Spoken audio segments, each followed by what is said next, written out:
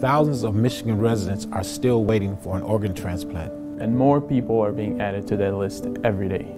Organ donation improves lives and gives people a new lease on life. However, the number of people from multicultural communities who need a transplant is unexpectedly high. While those communities are often more reluctant to sign up to be donors. This is partially due to cultural misinformation and limited understanding of the organ donation process. It's time we close the gap to ensure more lives can be saved and more heroes leave a legacy of life.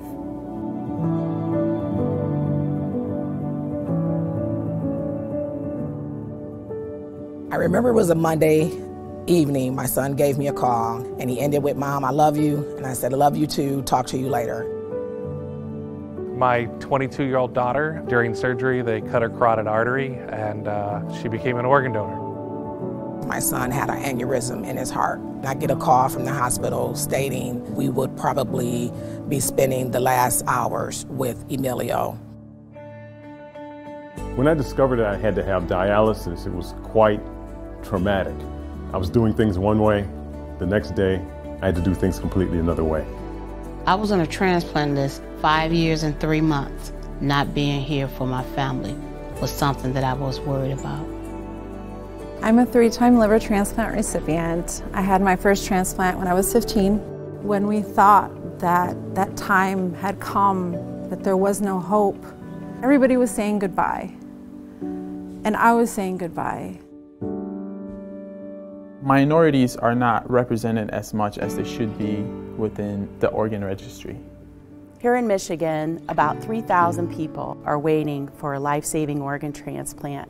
And every day in the United States, people die because that organ does not become available. Multicultural groups experience a disproportionate degree of certain diseases like diabetes and hypertension, which leads to organ failure. There are also a number of myths that surround organ donation that make people more hesitant to consider donating. There's the idea that if you're a registered organ donor, that if you come to the hospital critically ill, the doctors won't work as hard to save your life. Whereas that's not true. They swore an oath to protect you, and then eventually, if there's not much they can do, look into seeing if you can become a donor. Having done this job for over 20+ years, I knew it was the right thing to do. We were able to transplant her heart, lungs, liver, and both kidneys. A lot of times people are afraid they don't have the information, the knowledge, and that's what I do when I'm out in the community. I believe that education, starts in the home by having an early discussion about these sort of uncomfortable ideas. The strongest way we can encourage the spirit of organ donation is to ensure that faith leaders within these communities know about organ donation. One of the best roles that a physician can play is to build that discussion into the everyday part of practice. Having the conversation is tough, but like everything else, you just have to get into it and do it.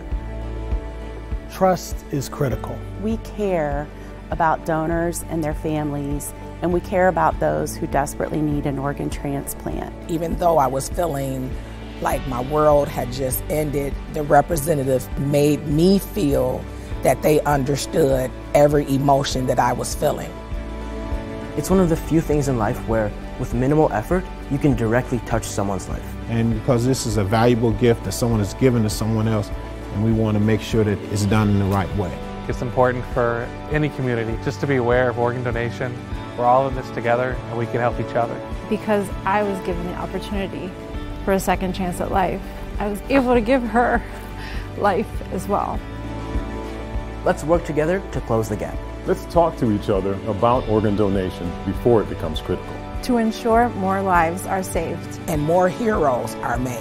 Leave a legacy. Consider organ donation. Consider organ donation. Consider organ donation.